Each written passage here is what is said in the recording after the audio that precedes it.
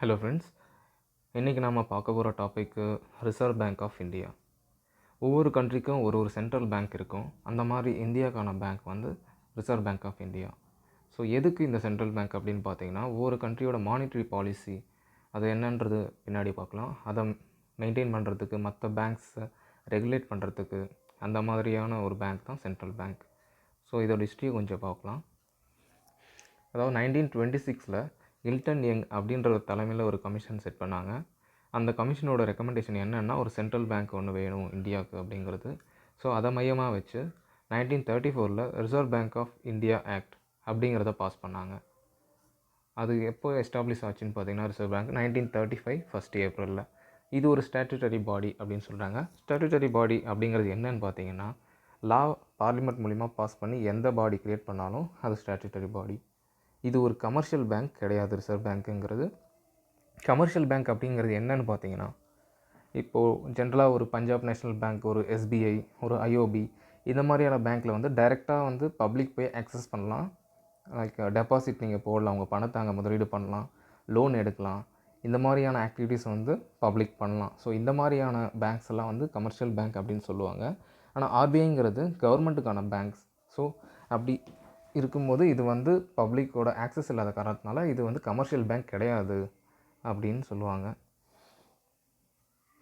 இதுக்கு முன்னாடி பார்த்திங்கன்னா, இது 1949க்கு முன்னாடி ரிசர்வ் பேங்க் வந்து ப்ரைவேட்டாக இருந்தது. ஓனர்ஷிப் வந்து ப்ரைவேட்டாக இருந்தது. 1949 நம்ம இண்டிபெண்டன்ஸ்க்கு அப்புறமா அதை நேஷ்னலைஸ் பண்ணாங்க.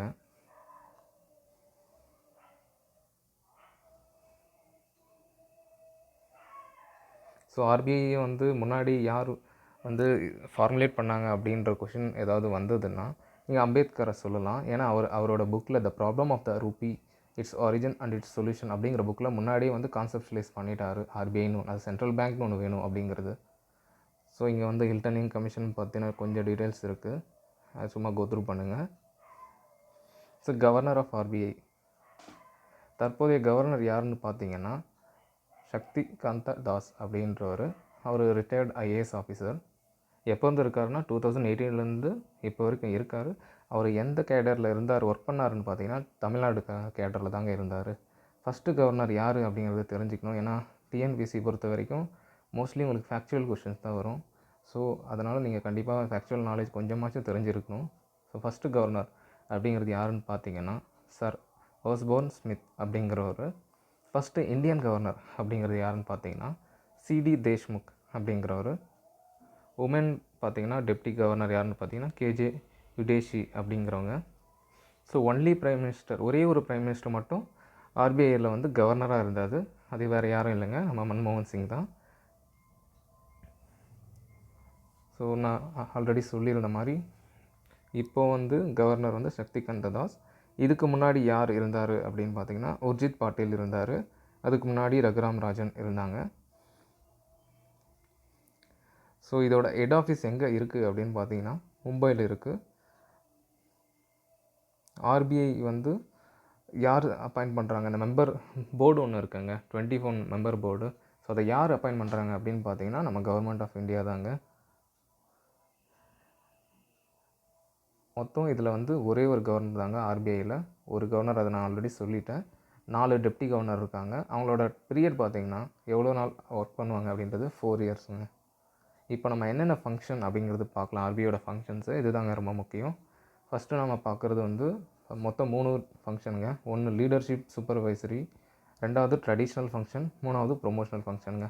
ஃபஸ்ட்டு நாம் பார்க்க போகிறது லீடர்ஷிப் அண்ட் சூப்பர்வைசரி ஃபங்க்ஷன். உங்களுக்கு தெரியும் இந்தியா வந்து ஃபாஸ்டஸ்ட் க்ரோயிங் எக்கனாமி அப்படிங்கிறது. ஸோ ஒரு எக்கனாமிக்கு பலமே என்னன்னு பார்த்தீங்கன்னா ஒரு பேங்க்கு. அதோட எவ்வளோ ஸ்ட்ராங்காக பேங்க் இருக்குது, எவ்வளோ எஃபிஷியண்ட்டாக இருக்குது பேங்க்கு அப்படிங்கிறது தாங்க இருக்குது. ஸோ அப்படி பார்க்கும்போது ஆர்பிஐக்கு கண்டிப்பாக வந்து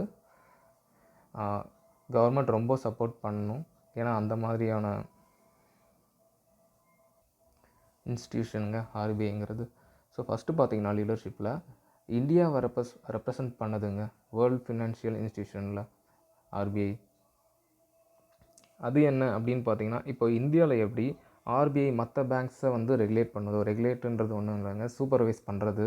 அப்புறமா வந்து பின்னாடி நம்ம பார்ப்போம் மானிட்ரி பாலிசியில்.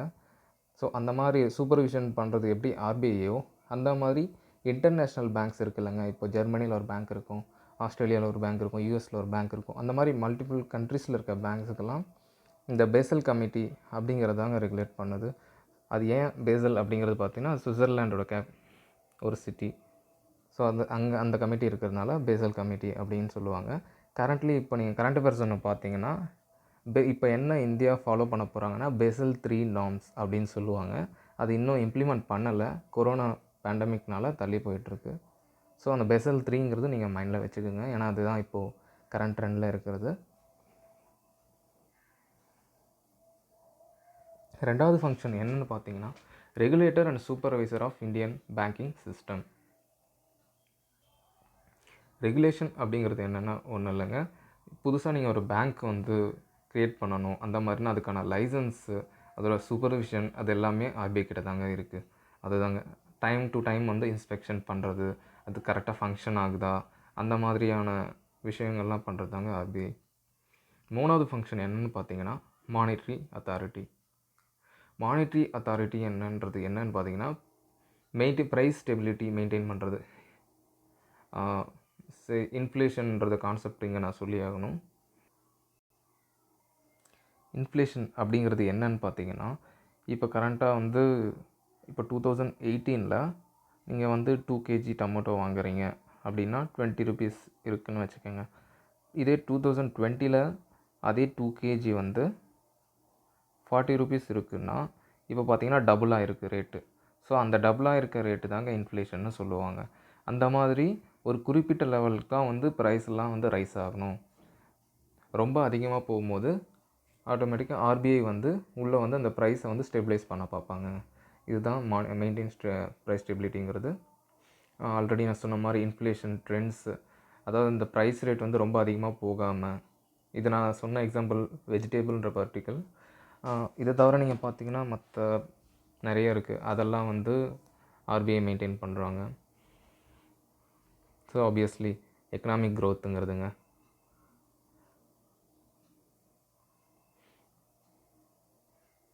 அடுத்து பார்த்தீங்கன்னா க்ளோஸ்லி மானிட்டரிங் எக்கனாமிக் பேராமீட்டர்ஸ். பார்த்தீங்கன்னா trade cycle, closely monitoring economic parameters. என்னென்ன பேராமீட்டர்ஸ் அப்படின்னு பார்த்தீங்கன்னா ட்ரேட் சைக்கிள்ன்றது என்ன சொல்லுவாங்கன்னா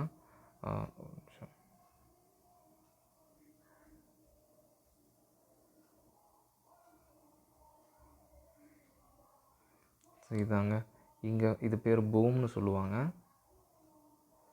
இது வந்து ரிசெஷன்னு சொல்லுவாங்க. ஒன்றும் இல்லைங்க, பூம்ன்றது என்னென்னா பொருளாதாரம் நல்லா டெவலப் ஆகியிருக்க ஸ்டேஜுங்க, அதுதான் பூம்னு சொல்லுவாங்க.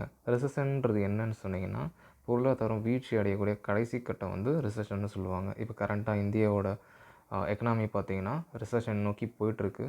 இது வரைக்கும் வந்து இந்தியாவோட ஹிஸ்ட்ரியிலே அந்த மாதிரி ஆனது கிடையாது. ஸோ அது நீங்கள் தெரிஞ்சிக்க வேண்டிய விஷயங்க. ஃபாரின் இன்வெஸ்ட்மெண்ட் அப்படிங்கிறது என்னன்னு பார்த்தீங்கன்னா இப்போது வெளியிலேருந்து நமக்கு வரக்கூடிய இன்வெஸ்ட்மெண்ட்டுங்க. இப்போது எக்ஸாம்பிள் சொல்லணுன்னா பார்த்தீங்கன்னா குஜராத்லேருந்து புல்லட் ட்ரெயின் ஜப்பான் வந்து ஃபண்ட் பண்ணுறாங்க, ஜப்பானோட காசில் இந்தியா வந்து பில்ட் பண்ணுறாங்க. ஸோ அந்த மாதிரி ஃபாரினர்ஸ் வந்து நம்ம கண்ட்ரியில் இன்வெஸ்ட் பண்ணுறதாங்க ஃபாரின் இன்வெஸ்ட்டும். அதுவும் வந்து ஆர்பிஐ தான் மெயின்டைன் பண்ணுறாங்க. பேலன்ஸ் ஆஃப் பேமெண்ட் அப்படிங்கிறது என்ன பார்த்திங்கன்னா இப்போ நாம் எக்ஸ்போர்ட் பண்ணுறோம் இல்லைங்க இங்கேருந்து ஏதாச்சும் ஃபாரினுக்கு. ஸோ எக்ஸ்போர்ட் பண்ணும்போது அவங்க வந்து மணி கொடுக்குறாங்கல்ல, டாலர்ஸ், அதே போல் நம்ம இம்போர்ட் பண்ணுறோம்ல வெளியிலேருந்து. ஸோ அந்த மாதிரி இந்த எக்ஸ்போர்ட்டுக்கும் இம்போர்ட்டுக்கும் இருக்க டிஃப்ரென்ஸ் தாங்க balance of payment. So financial market, இந்த ஸ்டாக் மார்க்கெட்ஸ்லாம் கேள்விப்பட்டிருப்பீங்க, like capital market, money market. Capital வந்து செபி மெயின்டைன் பண்ணுறாங்க, மணி மார்க்கெட் வந்து ஆர்பிஐ மெயின்டைன் பண்ணுறாங்க. ஸோ இந்த மாதிரி இதை நீங்கள் டீட்டெயிலாக தெரிஞ்சுக்கணுன்னு அவசியம் இல்லை, பட் என்னென்ன இருக்குது அப்படின்றத தெரிஞ்சுக்கணுன்றதுக்காக தான் இவ்வளோ டீட்டெயிலாக சொன்னேன். Promptly responding to new challenges. So இது பார்த்திங்கன்னா புதுசாக ஒரு நாளைக்கு சேலஞ்சு வந்துட்டு தாங்க இருக்குது. அந்த மாதிரியான சேலஞ்சு இது எவால்வ் பண்ணிவிட்டு சொல்யூஷன் தந்துகிட்டே இருப்பாங்க. அதுதாங்க ஆர்பிஐயோட வேல்யூ. ஏன்னா வந்து நீங்கள் ஒரு பேங்க் அப்படின்றது பார்த்திங்கன்னா பர்டிகுலராக ஒரு பேங்க் ஃபெயிலியர் ஆனாலும் அதை டிபெண்ட் பண்ணி நிறைய ஜனங்க இருப்பாங்க. ஸோ ஒரு பேங்க் இங்கே ஃபெயிலியர் ஆச்சு அப்படின்னாலும் அது வந்து இந்தியாவோட பொருளாதாரத்தை ரொம்ப பாதிக்கும். ஸோ அதனால தாங்க ஆர்பிஐ வந்து எல்லா பேங்க்கோட கண்ட்ரோல் இவங்க வச்சுருப்பாங்க. இந்த இடத்துல நான் ஒரு கான்செப்ட் ஒன்று சொல்லணும்னு நினைக்கிறேன். பேங்க் ரன் அப்படிங்கிறது. பேங்க் ரன் அப்படிங்கிறது என்னென்னு பார்த்தீங்கன்னா, இப்போ நீங்கள் 10,000 வந்து டெபாசிட் பண்ணுறீங்க ஒரு எஸ்பிஐ பேங்க்கில். இன்னொருத்தர் டெபாசிட் பண்ணுற 10,000 இங்கே. ஸோ இப்போ பார்த்தீங்கன்னா மொத்தம் 20,000 டெபாசிட் பண்ணியிருக்கீங்க. பட் எஸ்பிஐ என்ன பண்ணுறாங்க, நிறைய பேருக்கு லோன் கொடுக்குறாருங்க. அந்த மாதிரி லோன் தரும்போது அவங்க திரும்ப தரலை. ஸோ அவங்கக்கிட்ட கரண்ட்லி 18,000 தாங்க இருக்குதுன்னு வச்சுக்கோங்க. ஸோ இப்போ சடனாக 2 பேருமே வந்து எனக்கு 10,000 வேணும் அப்படின்னு கேட்கும்போது, இங்கே இவரால் ஒருத்தருக்கு மட்டும்தான் கொடுக்க முடியும். இவரோட 2,000 இங்கே இருக்காதுங்க. ஸோ பேங்க்னால் எப்போ ஒரு டெபாசிட்டை திரும்ப கொடுக்க முடியலையோ அந்த கண்டிஷன் பேர் தாங்க பேங்க் ரன்னு சொல்லுவாங்க. ரீசெண்டாக பார்த்தீங்கன்னா இது நிறைய நியூஸில் இருக்குது பேங்க் ரன்னுன்றது. ஸோ அது என்னன்னு தெரிஞ்சுக்கோங்க. அடுத்த ஃபங்க்ஷன் பார்த்திங்கன்னா ட்ரெடிஷ்னல் ஃபங்க்ஷன். இதில் பார்த்திங்கன்னா பேங்க்கோட என்னென்ன ஃபங்க்ஷன் அப்படின்னு பார்க்கலாம். ஃபஸ்ட்டு பார்த்திங்கன்னா banker and financial adviser to government central கவர்மெண்ட்டுக்கு பார்த்திங்கன்னா இவங்க தாங்க ஃபினான்ஷியல் அட்வைசர். என்னென்ன அதில் இருக்குதுன்னா, இப்போது ஸ்டேட் கவர்மெண்ட் வந்து சென்ட்ரல்கிட்ட லோன் வாங்குறாங்க இல்லைங்க, அந்த மாதிரி லோன்லாம் எங்கேருந்து வரும் அப்படின்னா ஆர்பிஐ தாங்க தருவாங்க. ஆர்பிஐ வந்து ஸ்டேட்டுக்கு தராங்க. ஸோ மற்ற இப்போது இந்தியா வந்து ஸ்ரீலங்காவுக்கு வந்து கடன் தராங்க, அந்த மாதிரியான டீட்டெயில்ஸும் வந்து சென்ட்ரல் கவர்மெண்ட் என்னென்ன பண்ணுறாங்களோ, இப்போ நம்ம எப்படி நம்மளோட டீட்டெயில்ஸ்லாம் நம்மளோட பேங்க் எஸ்பிஐ அந்த மாதிரி பேங்க் மெயின்டைன் பண்ணுறாங்களோ, அந்த மாதிரி சென்ட்ரல் கவர்மெண்ட்டோட டீட்டெயில்ஸ் எல்லாமே இந்த ஆர்பிஐ தாங்க மெயின்டைன் பண்ணுறாங்க.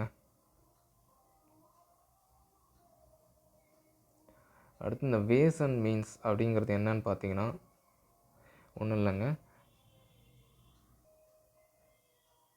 கவர்மெண்ட் வந்து ஸ்பெண்ட் பண்ணுறாங்கல்ல, அது வந்து அதோட ரெவன்யூவோட ஒரு நிமிஷம் எக்ஸிட் ஆகி போகிறதுங்க.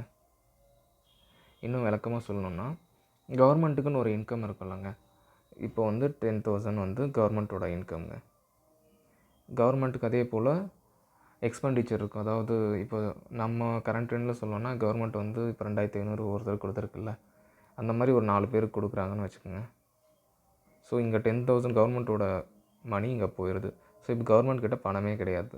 எப்போ கவர்மெண்ட் கிட்ட பணம் இல்லையோ அப்போ அங்கே யாரை தேடி போவாங்க அப்படின்னு பார்த்தீங்கன்னா ஆர்பிஐயை தேடி தாங்க போவாங்க. ஸோ ஆர்பிஐ வந்து கவர்மெண்ட்டுக்கு லென் பண்ணுவாங்க. அதுதாங்க அந்த வேஸ் அண்ட் மீன்ஸ் அட்வான்ஸ் அப்படிங்கிறது.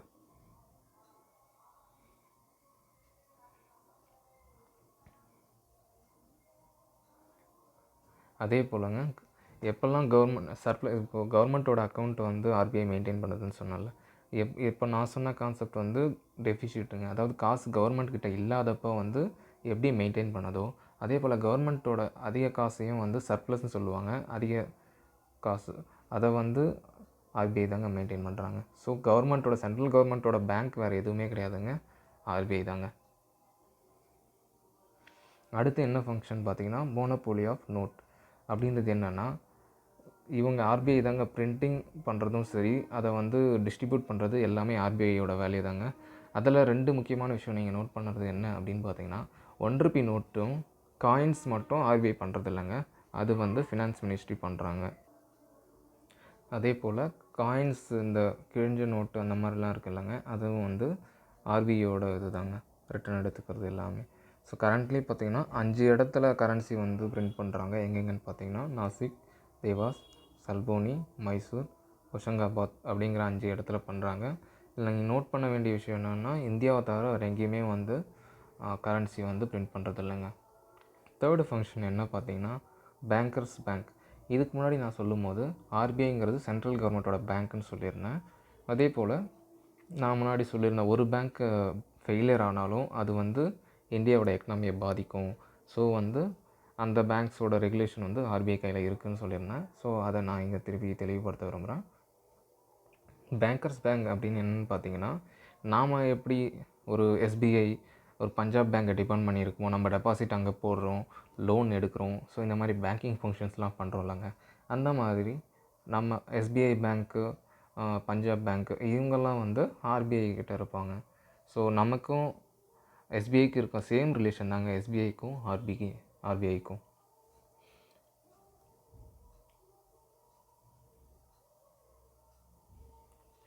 ஸோ சென்ட்ரல் கவர்மெண்ட்டோட அக்கௌண்ட்ஸ் மட்டும் இல்லைங்க, இந்த கமர்ஷியல் பேங்க்ஸோட அக்கௌண்ட்ஸும் வந்து ஆர்பிஐ தாங்க மெயின்டைன் பண்ணுறாங்க.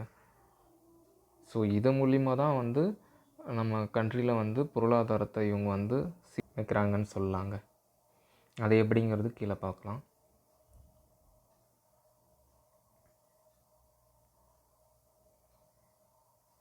Control of credit and liquidity இதை பற்றியும் கீழே பார்க்கலாங்க. அதாவது கண்ட்ரோல், இப்போது ஜனங்க கையில் அதிகமாக காசு இருந்தது அப்படின்னு பார்த்தீங்கன்னா பொருளுக்கான டிமாண்ட் வந்து அதிகமாக இருக்குங்க. இன்னும் உங்களுக்கு சிம்பிளாக சொல்லணும்னா, இப்போது இங்கே 1 kg ஃபிஷ் இருக்குதுன்னு வச்சுக்கோங்க. அதோட ரேட்டு இப்போ 100 rupees வச்சுக்கோங்க. இப்போ ஜனங்க கையில் எல்லார்ட்டையும் காசு நிறைய இருக்குது. ஸோ ஒருத்தங்க வந்து எல்லாருமே 100 வச்சுருக்காங்க, 3 பேர் 100 வச்சுருக்காங்கன்னா 3 பேர்னாலையும் வாங்க முடியாது. ஏன்னா அங்கே 1 kg தான் இருக்குது. அப்போ என்ன ஆகும்னு பார்த்தீங்கன்னா, இவர் வந்து எக்ஸ்ட்ரா நான் 20 தரேன் எனக்கு கொடுன்னுவார், இவர் நான் எக்ஸ்ட்ரா 40 தரேன் கொடுன்னுவார், ஸோ நான் 60 தரேன் கொடுன்னுவார். இது பார்த்தீங்கன்னா இது தாங்க டிமாண்ட்னு சொல்லுவாங்க. ஸோ இந்த 1 kg ஃபிஷ்க்கு அவ்வளோ டிமாண்ட் இருக்குது. இந்த டிமாண்ட் எப்போ வரும்னு பார்த்தீங்கன்னா, நம்ம ஜனங்க கையில் அதிகமாக காசு இருக்கும்போது இங்கே டிமாண்ட் அதிகமாகும். ஜனங்க கையில் எப்போங்க காசு அதிகமாகும் அதையும் நம்ம பார்க்கலாம். அதுக்கு முன்னாடி என்னென்ன ஃபங்க்ஷன் பண்ணி இவங்க வந்து அந்த கிரெடிட்டுங்கிறது ஒன்றும் இல்லைங்க, ஆனால் மக்கள்கிட்ட இருக்க காசு தாங்க. அதை எப்படி இவங்க கண்ட்ரோல் பண்ணுறாங்க அப்படின்னு பார்த்தீங்கன்னா 2 மெத்தட் இருக்குது. ஒன்று குவான்டிடேட்டிவ் மெத்தட், ஒன்று குவாலிட்டேட்டிவ் மெத்தட் அப்படிங்க.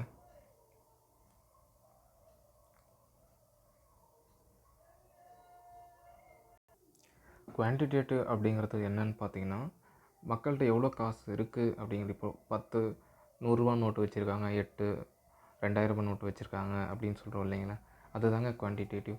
அதை எப்படி கண்ட்ரோல் பண்ணுறாங்க அப்படின்னு பார்த்தீங்கன்னா, நிறைய வச்சுருக்காங்க. இதுதான் ஆக்சுவலாக மானிட்ரி பாலிசின்னு நான் முன்னாடி சொல்லியிருந்தேன். மானிட்ரி பாலிசி அதாவது என்ன அப்படின்னு பார்த்தீங்கன்னா 2 இருக்குதுங்க பாலிசியில். எப்போல்லாம் இந்த இன்ஃப்ளேஷன் ரேட் அதிகமாக போதோ, அதாவது ப்ரைஸ் ரைஸ் நான் சொல்லியிருந்தேன் இல்லைங்க, ப்ரைஸ் டிஃப்ரென்ஸ் முன்னாடி ஒரு 2008 ஒரு 20 rupees இருக்கலாம் ஒரு கேஜி தக்காளி. இப்போது வந்து பார்த்திங்கன்னா 40 rupees இருக்கலாம். ஸோ அந்த டிஃப்ரென்ஸ் 20 rupees இருக்குங்களா, அந்த ரேஞ்ச் வந்து கம்மியாக இருக்கிற மாதிரி பார்த்துக்குவாங்க. அதே அப்போ 20 இப்போ ஒரு 120 இருக்குன்னா அந்த மாதிரி விட மாட்டாங்க. அதுதான் இன்ஃப்ளேஷன் சொல்லுவாங்க. ஸோ அதை கண்ட்ரோலில் வச்சுக்கிறதுக்காக ஆர்பிஐ எடுக்கக்கூடிய டெசிஷன் என்னன்னு பார்த்தீங்கன்னா மானிட்ரி பாலிசி. ஆர்பிஐ வந்து மானிட்ரி, இதுவே கவர்மெண்ட் எடுத்தாங்கன்னா சென்ட்ரல் கவர்மெண்ட்டு, அதுக்கு பேர் ஃபிஸ்கல் பாலிசிங்க. ஃபிஸ்கல் பாலிசி அப்படின்றது என்னென்னா, இந்த ஃபினான்ஸ் மினிஸ்ட்ரி எடுக்கக்கூடிய டெசிஷன்ஸ் எல்லாமே ஃபிஸ்கல் பாலிசி. ஆர்பிஐ எடுக்கக்கூடியது எல்லாமே மானிட்ரி பாலிசிங்க. ஸோ இது 2 வச்சு தாங்க கவர்மெண்ட்டும் ஆர்பிஐ சேர்ந்து தாங்க அந்த இன்ஃப்ளேஷனை கண்ட்ரோல் பண்ணுவாங்க.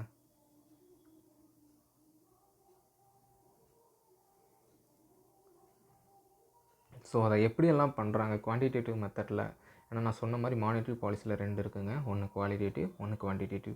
குவான்டிடேட்டிவ்ங்கிறது வந்து நம்பர்ஸ்ன்னு சொல்லியிருந்தேன்.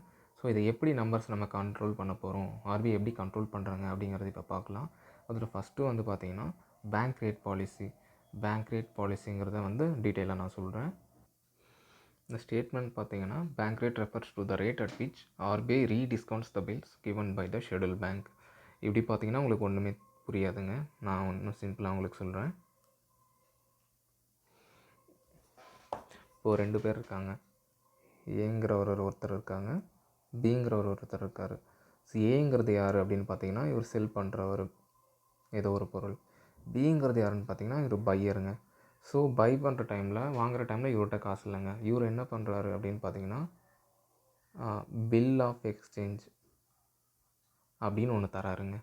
அதாவது இப்போ 1000 rupees அவர் தரணும் அப்படின்னு பார்த்தீங்கன்னா 1000 rupees வந்து 26th Jan அன்னைக்கு வாங்கிக்கோங்க அப்படின்ற ஒரு டாக்குமெண்ட்டு வந்து தராருங்க. பி வந்து ஏ கிட்ட தராரு. ஸோ வந்து ஏ பொருள் அனுப்பிச்சிடுறாரு. பியோட ரோல் அப்போ சைலண்ட் ஆகிடுதுங்க. இப்போ ஏவோட ரோல் தாங்க. இப்போ சடனாக ஏக்கு வந்து காசு தேவைப்படுது. ஆனால் வந்து 1000 rupees பி கிட்டேருந்து வாங்கணும்னா 26 வரைக்கும் வெயிட் பண்ணணும். ஸோ இவர் என்ன பண்ணுறாருன்னா நேராக எஸ்பிஐ பேங்க்குக்கு போகிறாரு. எஸ்பிஐக்கு போயிட்டு இந்த பில் ஆஃப் எக்ஸ்சேஞ்ச் அப்படிங்கிற டாக்குமெண்ட்டை எஸ்பிஐகிட்ட போய் கொடுக்குறாரு. எஸ்பிஐ என்ன பண்ணுறாங்க, 26 Jan அன்னைக்கு வந்தால், அதாவது பி வந்து வாங்கணுங்க எஸ்பிஐ கிட்ட. அது நான் பின்னாடி சொல்கிறேன். இப்போ ஏ மட்டும் நோட் பண்ணுங்கள். ஏ வந்து எஸ்பிஐட்ட போயிட்டு இந்த மாதிரி எனக்கு பணம் வேணும் அப்படின்னு கேட்குறாரு. ஆனால் எஸ்பிஐயோட மோட்டிவ் என்னென்னா ஆப்வியஸாக ப்ராஃபிட் அப்படிங்கிறது தான். ஸோ இவர் என்ன சொல்கிறாரு, நீங்கள் வந்து 26ஆந்தேதி வர வேண்டியவர் 20ஆந்தேதியே வந்து பில் ஆஃப் எக்ஸ்சேஞ்ச் எடுத்துகிட்டு வரீங்க. ஸோ என்னால் 1000 ருபீஸ் கொடுக்க முடியாது, 8% நான் டிஸ்கவுண்ட் எடுத்துக்குவேன் அப்படின்னு சொல்லிட்டு 920 ருபீஸ் தாங்க தராரு. ஸோ ஏ வந்து அவசரமாக காசு தேவைப்படுறதுனால அந்த 920 ருபீஸை வாங்கிக்கிறாரு. இப்போ பேலன்ஸ் வந்து இப்போ வந்து எஸ்பிஐயோட லாபம் 80 ருபீஸுங்க. இப்போ எஸ்பிஐக்கும் வந்து பண தட்டுப்பாடுன்னு வச்சுக்கோங்க. அவங்க யார்கிட்ட போவாங்க அப்படின்னா ஆர்பிஐட்ட போயிட்டு இந்த பில் ஆஃப் எக்ஸ்சேஞ்ச் டாக்குமெண்ட்டை கொடுத்துருவார். கொடுத்துட்டு 920 இவர் ஒரு 20 ருபீஸ் லாபம் வச்சு எனக்கு வந்து 940 நீங்கள் கொடுங்க அப்படின்றாரு. ஸோ இப்போ ஆர்பிஐ வந்து 940 எஸ்பிஐ கொடுத்துட்றாரு. இப்போ அந்த பில் ஆஃப் எக்ஸ்சேஞ்ச் டாக்குமெண்ட் ஆர்பிஐட்ட இருக்குங்க. இப்போ பி வந்து இந்த 26 அன்னைக்கு ஆர்பிஐட்ட போயிட்டு அந்த பில் ஆஃப் எக்ஸ்சேஞ்ச் டாக்குமெண்ட்டை கேட்குறாரு. ஸோ இப்போ ஆர்பிஐ என்ன பண்ணுறாரு, பிக்கு அந்த 1000 ருபீஸ் ஸோ 1000 ருபீஸ்க்கு கொடுத்துட்றாரு. ஸோ இப்போ ஆர்பிஐயோட இது பார்த்தீங்கன்னா 60 ருபீஸ் லாபங்க. இது தாங்க கான்செப்ட். இப்போ நீங்கள் இதை படித்து பாருங்கள். Bank rate refers to the rate at which RBI rediscounts the bill given by schedule bank. அதாவது ஷெட்யூல் பேங்க் வந்து இந்த பில் ஆஃப் எக்ஸ்சேஞ்சை ஆர்பிஐட்ட கொடுக்குறாங்க. ஆர்பிஐ என்ன ரேட்டுக்கு டிஸ்கவுண்ட் பண்ணுறாங்களோ அது தாங்க அந்த டிஃப்ரென்ஸ் தாங்க பேங்க் ரேட்டுங்கிறது. இதனால் எப்படி வந்து பணம் கம்மியாகும் அப்படின்னு கேட்குறீங்களா? இப்போ நான் சொல்லியிருந்தேன்ல 920 வந்து எஸ்பிஐ வந்து வச்சுருந்தாங்க. ஆர்பிஐட்ட 940க்கு விற்றுட்டாரு.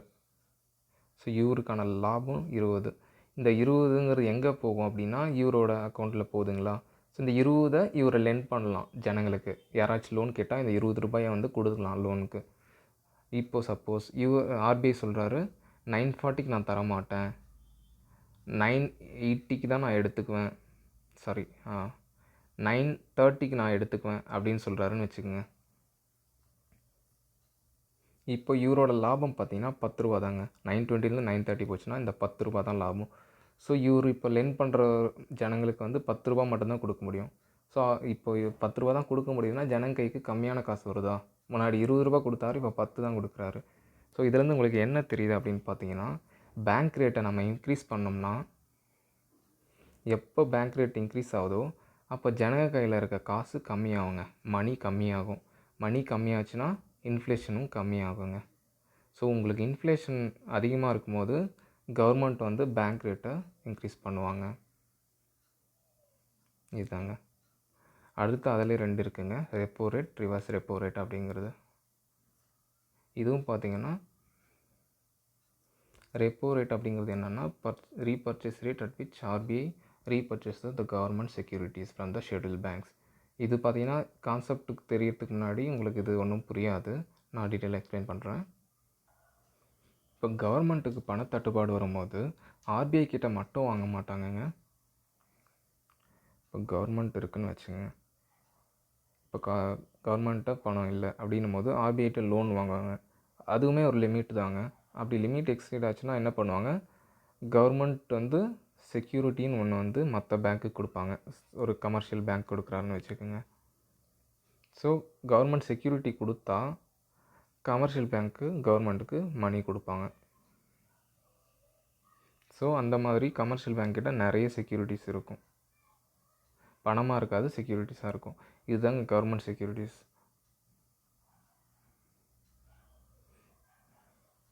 ஸோ இப்போ பார்த்தீங்கன்னா ரெப்போ ரேட் அப்படிங்கிறத பற்றி நம்ம பார்க்கலாம். இப்போ ஆர்பிஐ இங்கே இருக்காங்க, இங்கே வந்து எஸ்பிஐ இருக்காங்க, கமர்ஷியல் பேங்க். எக்ஸாம்பிளுக்கு எஸ்பிஐ எடுத்துக்காங்க.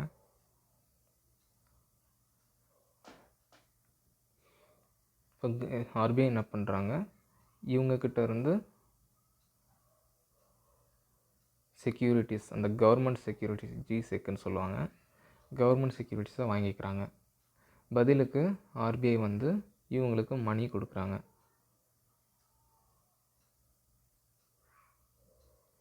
சரிங்க. இதுக்கும் நம்ம படிக்கிற கான்செப்ட்டுக்கு என்ன அப்படி ரிலேஷன் அப்படின்னு பார்த்தீங்கன்னா, கவர்மெண்ட் வந்து ஆர்பிஐ வந்து கவர்மெண்ட் செக்யூரிட்டி வாங்கிட்டு மணி வந்து எஸ்பிஐக்கு தராங்க. ஸோ ஆல்ரெடி எஸ்பிஐ கிட்ட ஒரு 10,000 இருக்குது அப்படின்னு வச்சுக்கலாம்.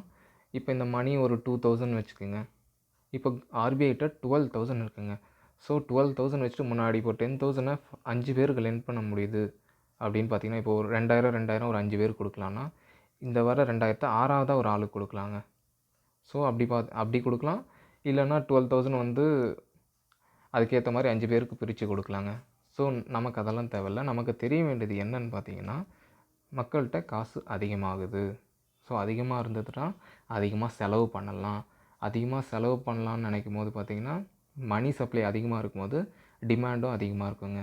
ஸோ இன்ஃப்ளேஷன் ரேட் ஜாஸ்தியாகும். அப்போ கவர்மெண்ட் என்ன பண்ணுவாங்க அப்படின்னு பார்த்தீங்கன்னா, ஆர்பிஐ, எஸ்பிஐ இல்லை ஒரு கமர்ஷியல் பேங்க்கு. இப்போ ஆர்பிஐ வந்து கவர்மெண்ட் செக்யூரிட்டிஸ் வாங்குகிறாங்க, இங்கே வந்து மணி கொடுக்குறாங்க. ஸோ இந்த ரெப்போ ரேட்டை இன்க்ரீஸ் பண்ணாங்கன்னா எஸ்பிஐக்கு கொடுக்க வேண்டிய மணி வந்து ரெடியூஸ் ஆகும். ஸோ அதோடைய எஃபெக்ட் பார்த்திங்கன்னா, எஸ்பிஐ வந்து மக்களுக்கு கொடுக்க வேண்டிய லோன் வந்து ரெடியூஸ் ஆகும். இப்படி தாங்க வந்து ரெடியூஸ் பண்ணுறாங்க.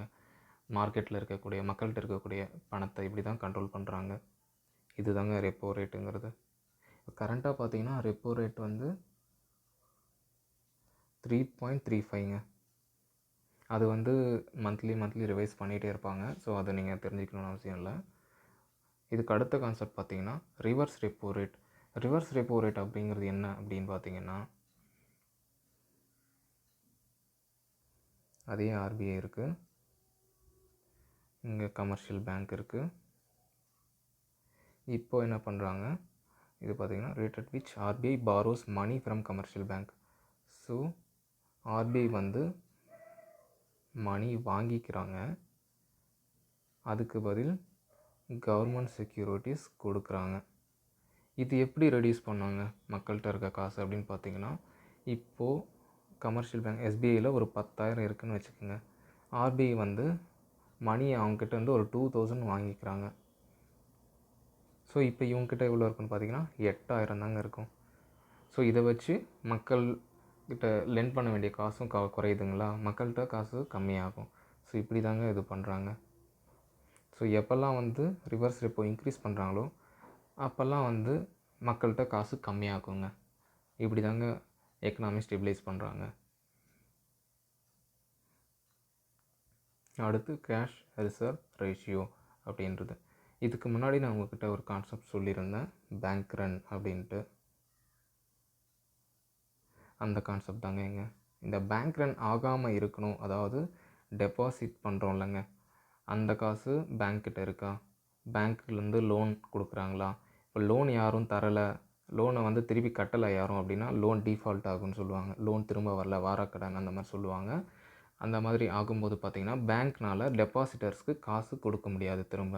இப்போ இங்கே 10,000 தராரு பேங்க்குக்கு அப்படின்னா இவரால் திரும்ப அந்த 10,000 தர முடியலன்னா அது பேர் தாங்க பேங்க் ரன்னு சொல்லுவாங்க. இதை அவாய்ட் பண்ணணும் அப்படின்றதுக்காக கண்டுபிடிச்ச ரேஷியோ தாங்க கேஷ் ரிசர்வ் ரேஷியோ அப்படிங்கிறது. ஸோ அதை என்ன பண்ணுறோம் அப்படின்றது பார்க்கலாம். இப்போது சிஆர்ஆர் அப்படின்னா cash reserve ratio short form சொல்லுவாங்க. ஸோ இங்கே எஸ்பிஐ இருக்காங்க, இங்கே ஆர்பிஐ இருக்காங்க. ஸோ இவங்ககிட்ட அதே 10,000 வச்சுக்கலாம், 10,000 இருக்குதுன்னு வச்சுக்கோங்க. சிஆர்ஆர் அப்படிங்கிறது என்னன்னு பார்த்தீங்கன்னா, கொஞ்சம் அமௌண்ட் வந்து எஸ்பிஐ ஆர்பிஐயில் டெபாசிட் பண்ணாங்க, அது எப்போவுமே எடுக்க முடியாது. இப்போ 10,000 இருக்குதுன்னு பார்த்தீங்கன்னா ஒரு 4% வச்சுக்கலாங்க. சிஆர்ஆர்ன்றது 4% வந்து பார்த்திங்கன்னா ஒரு 400 போயிடுதுங்க. ஸோ இப்போ இவங்ககிட்ட எவ்வளோ இருக்குது எஸ்பிஐக்குன்னா 9,600 தாங்க இருக்குது லெண்ட் பண்ணுறதுக்கு. ஜனங்களுக்கு முன்னாடி 10,000 கொடுத்துட்டு இருந்தவர் இப்போ அந்த 400 எடுத்துகிட்டு போய் ஆர்பிஐயில் வச்சுட்டாரு.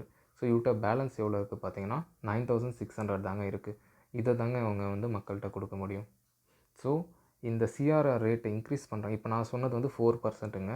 இப்போ சிஆர்ஆர் ரேட் இன்க்ரீஸ் பண்ணுறாரு அப்படின்னா பார்த்தீங்கன்னா இப்போ 6%ன்னு உயர்த்துறாங்க அப்படின்னு பார்த்தீங்கன்னா இது 600 ஆகிடுமா. ஸோ அப்போ இங்கே 9,400 தாங்க வரும். ஸோ சிஆர்ஆர் உயர பார்த்தீங்கன்னா மக்கள்கிட்ட காசு கம்மியாகும். அது எப்படின்னா சிஆர்ஆர் உயர பேங்க்குக்கிட்ட காசு கம்மியாகுங்க, அதாவது ஜனங்களுக்கு கொடுக்க வேண்டிய லோன் அமௌண்ட் கம்மியாகுதா? ஸோ லோன் கம்மியாகும் போது மக்கள்கிட்ட காசும் கம்மியாகும். மக்கள்கிட்ட காசு கம்மியாகும் போது ப்ரைஸ் ரேட்டும் கம்மியாகுங்க. அந்த கான்செப்டையும் நான் சொல்லிடுறேன். எப்படி மக்கள்கிட்ட காசு கம்மியாகும் போது ப்ரைஸ் ரேட் கம்மியாகுது அப்படிங்கிறது. முன்னாடி நான் சொல்லியிருந்தேன், மக்கள்கிட்ட அதிக காசு இருக்கும்போது இப்போ 1 கேஜி ஃபிஷ் இருக்குது 100 சொன்னால் இவர் 120 வச்சுருக்காரு, இவர் 140 வச்சுருக்காரு. அதிக காசு இருக்கும்போது இவர்னால தான் வாங்க முடியுது. ஏன் இவரால் வாங்க முடியுதுன்னா, இவர்கிட்ட அதிகமாக காசு இருக்குது. ஸோ இப்போ அதோட ரிவர்ஸ் கான்செப்ட் பார்க்கலாம். இப்போ மக்கள்கிட்ட காசு இல்லைங்க, அதே 1 கேஜி ஃபிஷ் இருக்குது, பட் மக்கள்கிட்ட காசு இல்லை. அப்படின்னும் போது இந்த 1 கேஜி ஃபிஷ் வாங்கவே ஆள் இருக்க மாட்டாங்க. ஸோ 100 ருபீஸ் விற்றுட்டு இருந்த ஃபிஷ்ஷை இப்போ 40, 30 அந்த மாதிரி குறைஞ்சிட்டே வருதுங்களா? ஸோ உங்களுக்கு என்ன வேணும்? ப்ரைஸ் ரேட்டு கம்மியாகணும். ஸோ கம்மியாகிடுச்சு பார்த்தீங்களா?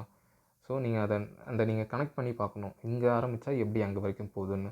இன்னும் கிளியராக சொல்லணும்னா, சிஆர்ஆர் நான் சொல்லியிருந்தேன்லங்க, ஆர்பிஐ ஷெட்யூல் பேங்க் வந்து ஒரு குறிப்பிட்ட அமௌண்ட்டை வந்து ஆர்பிஐயில் வைக்கிறாங்க. ஸோ அது நான் அப்போ முன்னாடி சொல்லியிருந்தேன் 4% அப்படிங்கிறது. அந்த 4%-ஐ வந்து எஸ்பிஐனால் லென் பண்ண முடியாது மக்களுக்கு. லென்னா லோனாக கொடுக்கறது, அந்த மாதிரி கொடுக்க முடியாதுங்க. ஸோ இந்த 4% வந்து ஆர்பிஐயில் பத்திரமா இருக்கும். இந்த 96% அமௌண்ட்டை மட்டும்தான் லென் பண்ண முடியும் மக்கள்கிட்ட. ஸோ இந்த சிஆர்ஆர் ரேட் இன்க்ரீஸ் ஆக எஸ்பிஐனால் லென் பண்ண முடியாது, அமௌண்ட் வந்து குறைஞ்சிட்டே வரும். ஸோ மக்களுக்கு கொடுக்க வேண்டிய காசும் குறையிறதுனால மக்கள்கிட்ட காசும் கம்மியாகும். ஸோ ப்ரைஸ் ரேட் கம்மியாகுங்க. சரி, இதுக்கு இன்னொரு இதுவும் இருக்குங்க, அதையும் சொல்லிடுறேன். இப்போ இந்த 4%ங்கிறது எதுக்கு யூஸ் ஆகுது? இந்த ஆர்பிஐயில் வச்சுருக்க 4%னா, சப்போஸ் பேங்க் வந்து பேங்க் ரன் ஆகுதுன்னு வச்சுங்க, எஸ்பிஐ, அந்த டைமில் இந்த 4% வச்சுட்டு ஒரு எவ்வளோ நாள் கடத்த முடியுமோ அதை கடத்துவாங்க. அதுக்குள்ளே வந்து பாலிசி எல்லாம் சரி பண்ணி மறுபடியும் பேங்க் ஃபங்க்ஷன் ஆகிறது பண்ணுவாங்க. இந்த 4%ங்கிறது அதுக்கு யூஸ் ஆகுதுங்க. அடுத்து வந்து ஸ்டாட்யூட்டரி லிக்விடிட்டி ரேஷியோ அப்படிங்கிறது. இது ஒன்றும் இல்லைங்க, ஒரு குறிப்பிட்ட அமௌண்ட் இப்போது எஸ்பிஐ சொல்லியிருந்தாங்க. இப்போ எஸ்பிஐ முன்னாடி 4% ஆர்பிஐட்ட இருக்குது. ஸோ ஒரு குறிப்பிட்ட அமௌண்ட்டு வந்து எஸ்பிஐ அவங்களுக்குள்ளே வச்சுக்கணுங்க, அதை லென் பண்ணக்கூடாது. ஸோ இப்போது இது ஒரு 20% அப்படின்னு வச்சுக்கோங்க, இது வந்து எஸ்பிஐக்குள்ளே வச்சுக்கணும். அப்படி பார்த்தீங்கன்னா ஒரு 24% ஆஃப் அமௌண்ட் வந்து உங்களால் லென் பண்ணவே முடியாது, ஜனங்களுக்கு தரவே முடியாது. மீதி இருக்கிற 76% மட்டும்தான் மக்கள்கிட்ட உங்களால் கொண்டு போக முடியும். ஸோ இது உயர உயர இந்த சிஆர்ஆர், இந்த எஸ்எல்ஆருங்கிறது இதுங்க பேங்க் அவங்களே வச்சுக்கிறது. ஸோ இந்த ரேட் இன்க்ரீஸ் ஆக பேங்க் லென் பண்ணக்கூடிய அமௌண்ட் வந்து குறைஞ்சிட்டே வருங்க. இப்போ 24 இருக்கிறது நாளைக்கு 30 கூட ஆகலாம். ஸோ அப்போ 70% தான் பேங்க்னால் லென் பண்ண முடியும். ஸோ இதை வச்சு ஜனங்க வந்து ஆர்பிஐ வந்து மக்கள்கிட்ட இருக்க காசை கண்ட்ரோல் பண்ணுறாங்க.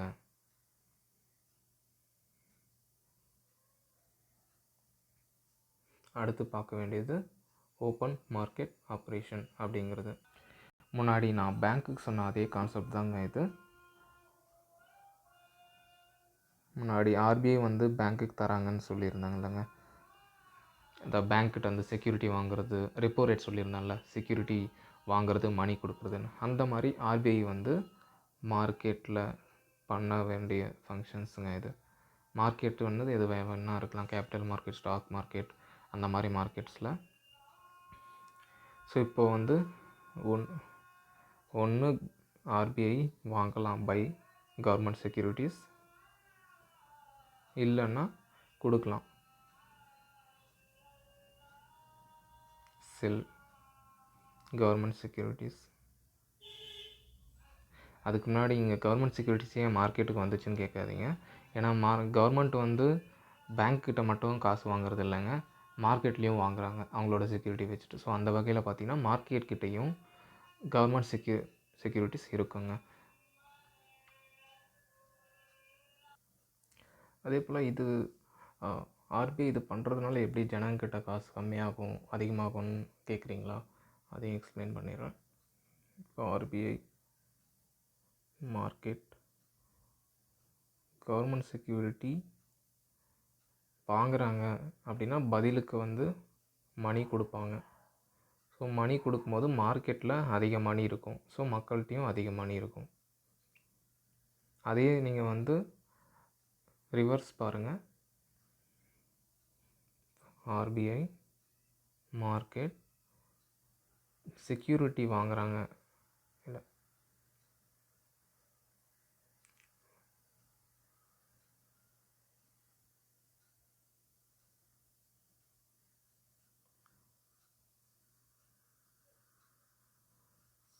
செக்யூரிட்டி கொடுக்குறாங்க அப்படின்னா மணி திரும்ப வாங்கிக்குவாங்க.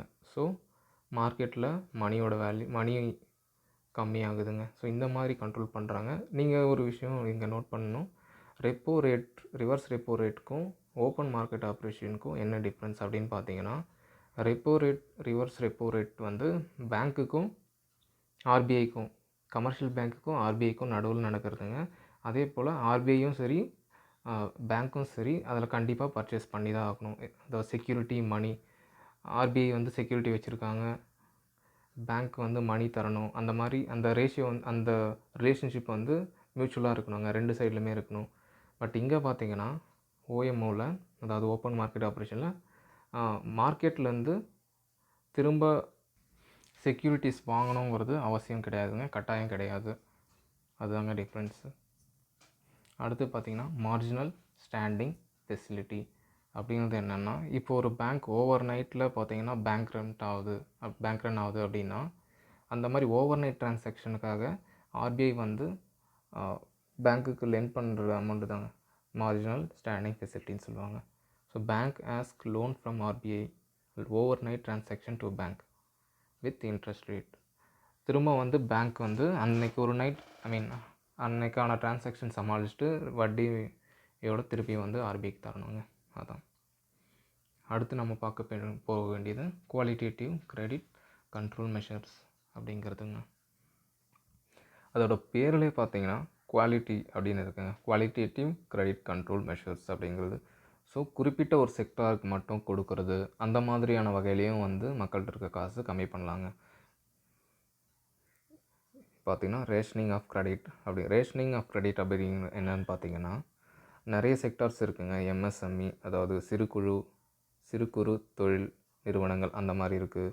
அக்ரிகல்ச்சர் இருக்குது, எஜுகேஷ்னல் இன்ஸ்டியூஷன்ஸ் அந்த மாதிரி இருக்குது. இப்போது அக்ரி ஃபீல்டில் நீங்கள் காசு கம்மி பண்ணணும் அப்படின்னு பார்த்தீங்கன்னா, இப்போ ஆல்ரெடி 17% வந்து இங்கே காசு போயிட்டுருக்குன்னா இதை நீங்கள் ரெடியூஸ் பண்ணலாம். 15% மட்டும்தான் இங்கே போகணும் அந்த மாதிரி.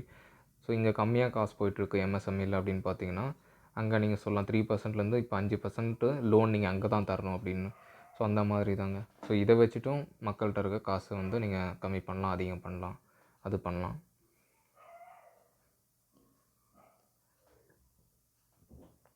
அடுத்து மார்ஜினல் ரெக்குயர்மெண்ட்ஸுங்க அப்படின்றது என்னென்னு பார்த்தீங்கன்னா, இப்போ நீங்கள் ஒரு பைக் வாங்கணும்னு வச்சுக்கோங்க, ஒரு R15 பைக் வாங்குறீங்க.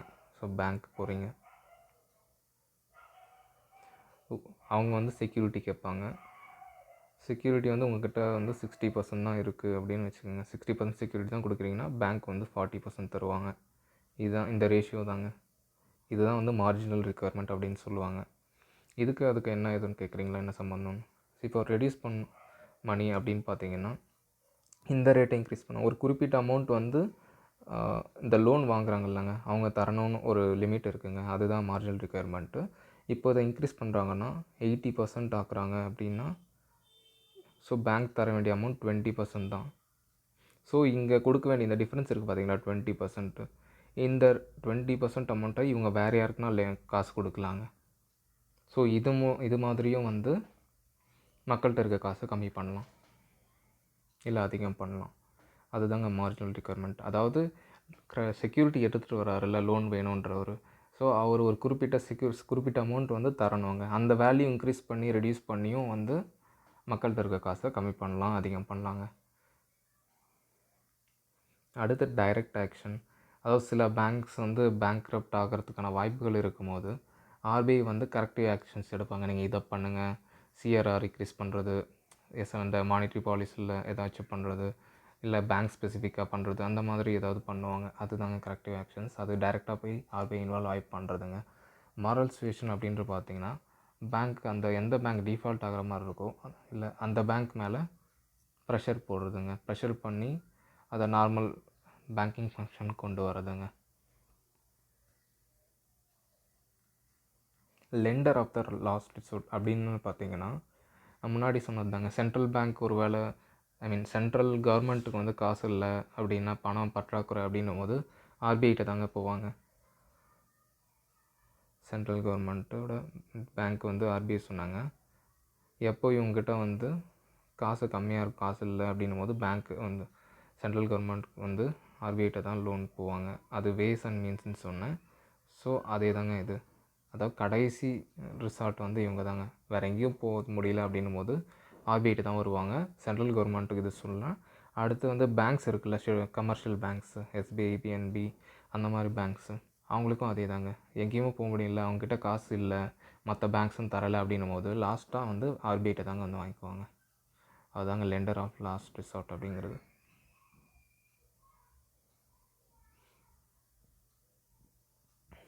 கிளியரிங் ஹவுஸ் சர்வீசஸ் அப்படின்றது என்னன்னு பார்த்தீங்கன்னா,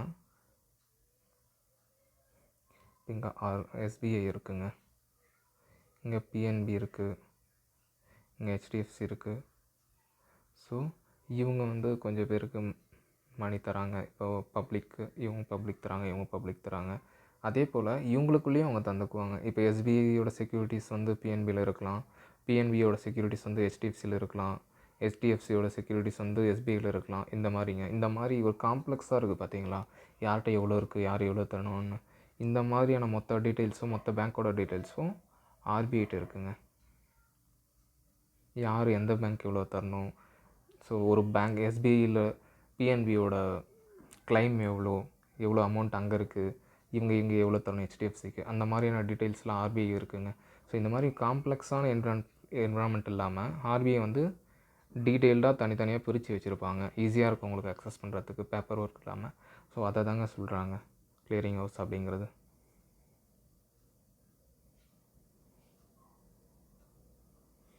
custodian of foreign exchange reserve அப்படின்றது, அதாவது ஃபாரெக்ஸ் அப்படின்னு சொல்லுவாங்க.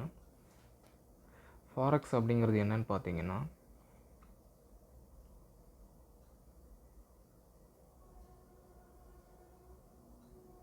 ஃபாரெக்ஸ் என்னென்ன இருக்குன்னா, கோல்டு இருக்கும், ஃபாரின் கரன்சி, இப்போ டாலர் இம்போர்ட் எக்ஸ்போர்ட்லாம் பண்ணுறோம்ல, ஸோ அதில் வர அமௌண்ட், அந்த டாலர் அது இருக்கும். அதே போல் ஐஎம்எஃப் கிட்டேருந்து வாங்கின சப்ஸ்கிரிப்ஷன் அமௌண்ட் அது இருக்கும். அந்த மாதிரி நிறைய அமௌண்ட் இருக்குங்க. இதெல்லாம் சேர்ந்தது தான் ஃபாரெக்ஸ். இதுக்குன்னு ஒரு வேல்யூ இருக்குது. இப்போ கரண்ட்டாக பார்த்தீங்கன்னா இந்தியாவில் இருக்கக்கூடிய ஃபாரெக்ஸ் அமௌண்ட் வந்து 585 பில்லியனுங்க. அதாவது இது வரைக்கும் இந்திய வரலாறில் இவ்வளோ ஃபாரெக்ஸ் இருந்ததே கிடையாதுங்க. அது அப் அண்ட் டவுன் இருந்துகிட்டே இருக்கும். பட் இது டைனமிக் வேல்யூங்க. ஸோ இப்போ இருக்க வேல்யூ வந்து 585 பில்லியனுங்க. when foreign exchange reserve inadequate, அதாவது பேலன்ஸ் ஆஃப் பேமெண்ட்டுன்னு முன்னாடி சொல்லியிருந்த ஒரு கான்செப்ட்டு. அதாவது இம்போர்ட் பண்ணுறீங்க, எக்ஸ்போர்ட் பண்ணுறீங்க. எக்ஸ்போர்ட் பண்ணிங்கன்னா உங்களுக்கு வந்து ரிட்டர்ன் வந்து மணி வரும். இம்போர்ட் பண்ணிங்கன்னா மணி நீங்கள் வந்து வெளியே தரணும். ஸோ இது ஆல்மோஸ்ட் ஈக்குவலாக இருக்க வரைக்கும் பிரச்சனை இல்லைங்க, சமாளிச்சிடும் கவர்மெண்ட்டு. ஒருவேளை இம்போர்ட் அதிகமாக இருந்ததுன்னு வச்சுக்கோங்க, மணி நீங்கள் அதிகமாக வெளியே கொடுக்க வேண்டியிருக்கும். எக்ஸ்போர்ட் கம்மியாகிருச்சுன்னு வச்சுக்கோங்க, மணி வந்து உங்களுக்கு வர வேண்டிய அமௌண்ட் கம்மியாக இருக்கும். ஸோ அப்போ அப்படி பார்த்தீங்கன்னா உங்கள் கிட்டே இருக்க அமௌண்ட் வந்து ரொம்ப கம்மியாக இருக்கும், உங்கள் கிட்டே இருந்து வெளியே போகிற அமௌண்ட் ரொம்ப அதிகமாக இருக்கும். உங்கள் கிட்டே அந்த அமௌண்ட் இருக்கும். இப்போ 20,000 வந்து இம்போர்ட்டில் நீங்கள் வெளியே தர வேண்டியது, எக்ஸ்போர்ட்டில் உங்களுக்கு வந்த அமௌண்ட் வந்து 10,000 மட்டும்தான் அப்படின்னு பார்த்தீங்கன்னா, இங்கே இந்த 10,000 எடுக்குது பார்த்தீங்களா. அப்போ நீங்கள் எங்கே போவீங்க அப்படின்னா ஐஎம்எஃப்ட்ட போவீங்க, இன்டர்நேஷ்னல் மானிட்டரி ஃபண்ட் அப்படின்னு சொல்லுவாங்க. இந்த பேலன்ஸ் ஆஃப் பேமெண்ட் அப்படிங்கிறத பிரச்சனை வரும்போதெல்லாம் ஐஎம்எஃப் தாங்க லெண்ட் பண்ணுவாங்க. பாகிஸ்தான் நிறைய வாங்கியிருக்காங்க ஐஎம்எஃப்பில். அடுத்து இந்த ஃபாரெக்ஸுக்குமே ஆக்ட் இருக்குது. அது யார் மெயின்டைன் பண்ணுறாங்கன்னா ஆர்பிஐ தாங்க. ஃபாரின் எக்ஸ்சேஞ்ச் மேனேஜ்மெண்ட் ஆக்ட் அப்படின்ற ஒரு ஆக்ட் இருக்குது. அதை ஃபாரெக்ஸ் நான் சொன்ன மாதிரி மெயின்டைன் பண்ணுறாங்கல்ல ஆர்பிஐ, ஸோ அதுக்கான ஆக்ட்டுங்க இது. அடுத்த ஃபங்க்ஷன் பார்த்திங்கன்னா maintenance of foreign exchange rate. Maintenance of foreign exchange rate அப்படின்றது என்னென்னு பார்த்தீங்கன்னா, ஸோ இன்றைக்கி டாலரோட மதிப்பு இந்தியா இதில் 73 ரூபாங்க. நீங்கள் 2019 ஒரு டைம் என்ன ஆச்சுன்னா டாலரோட மதிப்பு 80 தாண்டிருச்சுங்க. இந்த மாதிரி இருக்கக்கூடாது. இந்த மாதிரி ஒரு குறிப்பிட்ட லெவலுக்கு மேலே ரூபாயோட டாலரோட மதிப்பு வந்து உயர்ந்துகிட்டே போச்சு அப்படின்னு பார்த்தீங்கன்னா நம்ம பொருளாதாரம் ரொம்ப பாதிக்கும். அந்த மாதிரி டைமில் ஆர்பிஐ என்ன பண்ணுவாங்க அப்படின்னா, அவங்கக்கிட்ட தான் அந்த 589 பில்லியன் இருக்குது இல்லைங்க, 585 பில்லியன். ஸோ அதிலேருந்து டாலர் கொஞ்சம் எடுத்து வெளியே விடுவாங்க மார்க்கெட்டில். ஒரு 50 பில்லியன் எடுத்து வெளியே விட்றாங்கன்னு வச்சுங்க. 50 பில்லியன் வெளியே மார்க்கெட்டில் விடும்போது ஆட்டோமேட்டிக்காக உங்களுக்கு அந்த டாலரோட ரேட்டு வந்து கம்மியாகிடும். 80 ருபீஸ் இருந்தது 75க்கு வந்துடுங்க. ஸோ இந்த மாதிரி ஃப்ளக்சுவேட் டாலர் ஆகும்போது ஆர்பிஐ வந்து இன்டர்வென்ட் பண்ணுவாங்க, அதாவது உள்ளே வந்து சரி பண்ணுவாங்க. அதுவும் வந்து ஆர்பிஐயோட ஃபங்க்ஷன் தாங்க. அதை தாங்க வந்து ஃபாரின் எக்ஸ்சேஞ்ச் ரேட்டை மெயின்டைன் பண்ணுறது அப்படின்னு சொல்லுவாங்க. அதே போல் ஆர்பிஐயோட ரிப்போர்ட்ஸும் இருக்குங்க. சில annual report, half yearly report, quarterly report, அந்த மாதிரி நிறைய ரிப்போர்ட் விடுறாங்க. இதில் நீங்கள் பார்க்க வேண்டிய முக்கியமான ரிப்போர்ட் ஒன்று இருக்குது. அது வந்து ஃபினான்ஷியல் ஸ்டெபிலிட்டி ரிப்போர்ட் அப்படிங்கிறது. இது வந்து half yearly 6 month once release பண்ணுவாங்க. இது நிறைய டைம் வந்து கேட்டிருக்காங்க. ஸோ இது யார் பண்ணுறாங்கன்னு பார்த்தீங்கன்னா ஆர்பிஐங்க. அடுத்த ஃபங்க்ஷன்ஸ் நம்ம பார்க்க போகிறது ப்ரொமோஷனல் ஃபங்க்ஷன்ஸ் அப்படிங்கிறது. Nurturing banking habits among the public. இப்போ பார்த்தீங்கன்னா இங்கே நான் இன்னொரு கான்செப்ட் கொண்டு வரேன். பிரைம் மினிஸ்டரோட ஸ்கீம் ஒன்று இருக்குங்க, ஜன் தன் யோஜனா அப்படின்னு. ஸோ இதோட இது என்ன, ஒவ்வொரு இந்திய குடிமகனுக்கும் ஒரு பேங்க் அக்கௌண்ட் இருக்கணும் அப்படிங்கிறது. ஸோ அந்த மாதிரி இதை வந்து யார் கொண்டு போகணுன்னா ஆர்பிஐ தாங்க கொண்டு போகணும். அதாவது மக்கள்கிட்ட விழிப்புணர்வு கொண்டு வரணும். பேங்க்கோட எப்படி ஃபங்க்ஷன் ஆகுது, எல்லாேருக்கும் அக்கௌண்ட் க்ரியேட் பண்ணுவோம், அந்த மாதிரிங்க. அந்த மாதிரியான ஃபங்க்ஷன்ஸும் ஆர்பிஐ பண்ணுறாங்க. அதே போல் ஒரு டெபாசிட் ஒருத்தர் பண்ணுறாங்கன்னா அவங்க எந்த நம்பிக்கையில் பண்ணுறாங்கன்னா ஆர்பிஐ மேலே இருக்க நம்பிக்கை தாங்க. யாரோ வந்து இப்போது எஸ்பிஐ மேலே இருக்க நம்பிக்கை இருக்கும். பட் எஸ்பிஐ கொண்டுனா ஆர்பிஐ உள்ளே வருவாங்க அப்படிங்கிறதுக்காக பண்ணுவாங்க. ஸோ இது இங்கே இருக்கவங்களுக்கு பரவாயில்லைங்க. இப்போ ஃபாரின்லேருந்து யாராவது இன்வெஸ்ட் பண்ணுறாங்க அப்படின்னும் போது உங்களோட சென்ட்ரல் பேங்க் எந்த அளவுக்கு ஸ்ட்ராங்காக இருக்குது, அதோட ஸ்ட்ரக்சர், அதோட ஃப்ரேம் ஒர்க்கு, அது எப்படி ஃபங்க்ஷன் ஆகுது, இது எல்லாத்தையும் பார்ப்பாங்க. ஒரு ப்ராப்ளம் வந்தால் எப்படி ஹேண்டில் பண்ணுறாங்க, அந்த மாதிரியான ஃபங்க்ஷன்ஸ்லாம் பார்ப்பாங்க. ஸோ அதெல்லாம் ஸ்ட்ராங்காக இருக்கும்போது தான் ஒரு ஃபாரினர் வந்து டைரெக்டாக வந்து இந்தியாவில் இன்வெஸ்ட் பண்ணுவாங்கங்க. ஸோ அந்த மாதிரி ஒரு டெபாசிட்டருக்கு ஒரு நம்பிக்கை, கான்ஃபிடன்ஸ் பில்டிங் வந்து ஆர்பிஐ தாங்க. ஸோ பப்ளிக் கான்ஃபிடன்ஸ் மட்டும் இல்லைங்க, இன்வெஸ்டருக்கும் கான்ஃபிடன்ஸ் கொடுக்குறது ஆர்பிஐ தான்.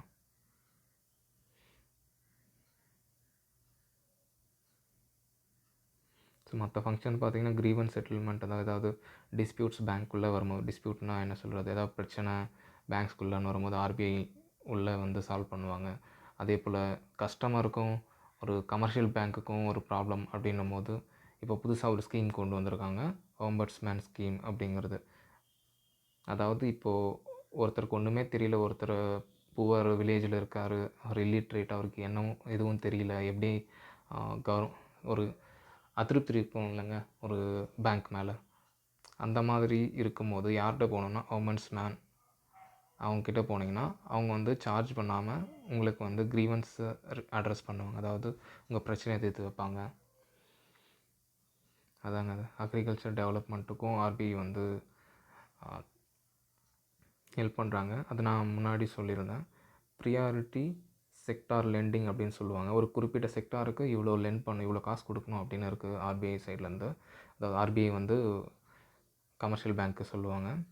ஸோ அக்ரிகல்ச்சருக்கு 17%, எம்எஸ்எம்இக்கு 3%, எஜுகேஷனுக்கு 4%, இந்த மாதிரி குறிப்பிட்ட பர்சன்டேஜ் கண்டிப்பாக லோன் கொடுக்கணும் அவங்களுக்கு, அந்த மாதிரி இருக்குங்க. அதுதான் ப்ரியாரிட்டி செக்டார் லெண்டிங்னு சொல்லுவாங்க.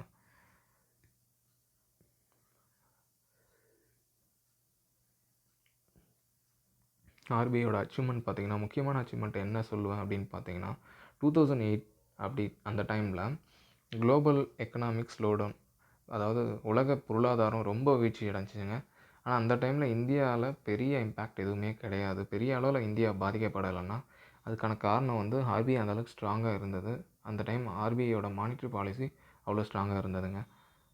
ஸோ அது வந்து இந்தியன் எக்கனாமியை பாதிக்காத அளவுக்கு ஆர்பிஐ மெயின்டைன் பண்ணாங்க. ஸோ அது ஒரு முக்கியமான அச்சீவ்மெண்ட்னு சொல்லலாம்.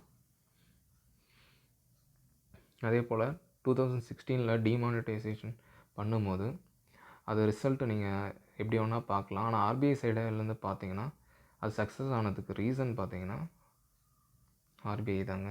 கவர்மெண்ட்டு கொண்டு வந்தாங்க. அது வேறு ஒரு எந்த நோக்கத்துக்காக கொண்டு வந்தாங்கன்னு எல்லாம் தெரியும். பட் அந்த அளவுக்கு சக்ஸஸ் ஆகிறதுக்கு காரணம் வந்து ஆர்பிஐ மட்டும்தாங்க.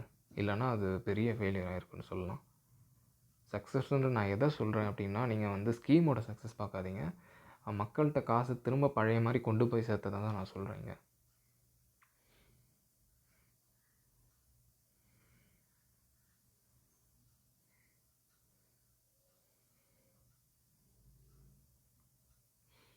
டிமானிட்டைசேஷன் இதை பற்றி நான் அதிகம் சொல்ல வேண்டியதில்லை. எல்லாருக்கும் தெரிஞ்சிருக்கும். இதில் குறிப்பிட்டு நான் சொல்ல வேண்டியது என்னன்னு பார்த்தீங்கன்னா, ஒரு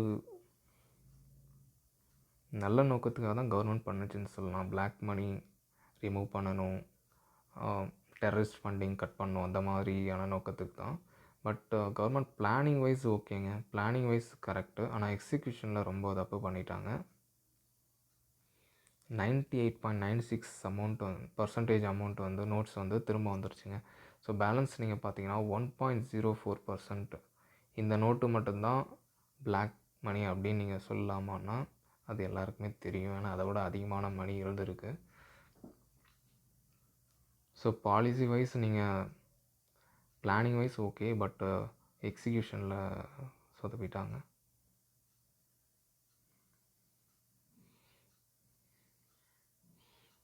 இதெல்லாம் உங்களோட ஜென்ரல் நாலேஜுக்கு தான். சும்மா ஒரு டைம் நீங்கள் கோத்ரூ பண்ணுங்கள். போர்ட் ஃபார் ஃபினான்ஷியல் சூப்பர்விஷன் அப்படின்றது உங்களுக்கு அதிலே தெரியுது. அதாவது ஃபினான்ஷியல் சூப்பர்விஷன் பண்ணுறாங்க அப்படின்றது.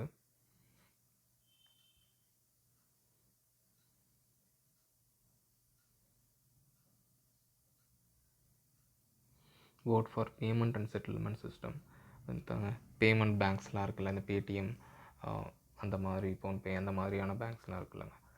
ஸோ அதுக்குன்னு செப்பரேட் போர்டு இருக்குது. அதை மெயின்டைன் பண்ணுறது, ரெகுலேட் பண்ணுறது, அந்த மாதிரி அது 2005 செட் பண்ணாங்க. அதை பற்றின டீட்டெயில்ஸ் இங்கே இருக்குது.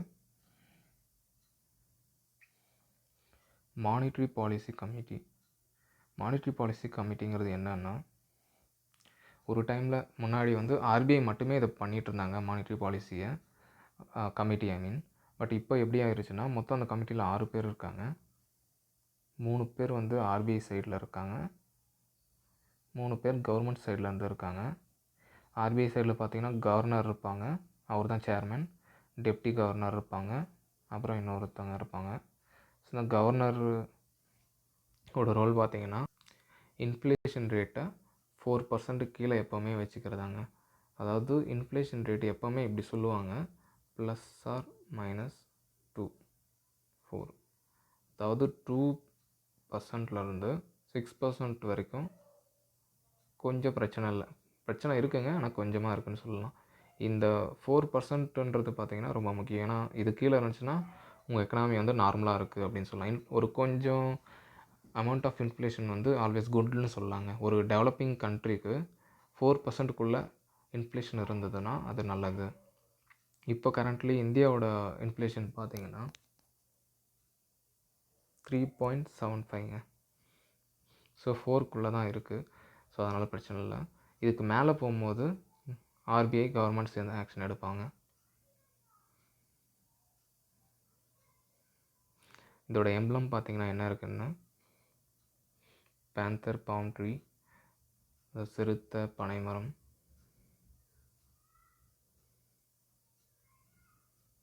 கரன்சி பார்த்திங்கன்னா 15 லாங்குவேஜஸ் இருக்குங்க. அதில் முன்னாடி சொன்னது தான். சென்ட்ரல் கவர்மெண்ட்டோட ரெஸ்பான்சிபிலிட்டியில் வந்து காயின்ஸ் மற்றும் ₹1 நோட் இருக்குங்க. இது 2 மட்டும் சென்ட்ரல் கவர்மெண்ட் பண்ணது. ஆர்பிஐ வந்து அதை தவிர இருக்க மற்ற எல்லாத்தையும் ஆர்பிஐ பண்ணுறாங்க. முன்னாடி சொன்னது தான். மெயின் ஃபங்க்ஷன்ஸ் ஆஃப் ஆர்பிஐ பார்த்திங்கன்னா மானிட்ரி அத்தாரிட்டி, மணி மெயின்டெனன்ஸ் அந்த மாதிரி ரெகுலேட்ரி, அப்புறமா மேனேஜிங் ஃபாரெக்ஸு, கரன்சி நோட் இஷ்யூ பண்ணுறது, டெவலப்மெண்ட் ரூல், இதெல்லாம் முன்னாடி டிஸ்கஸ் பண்ணதாங்க.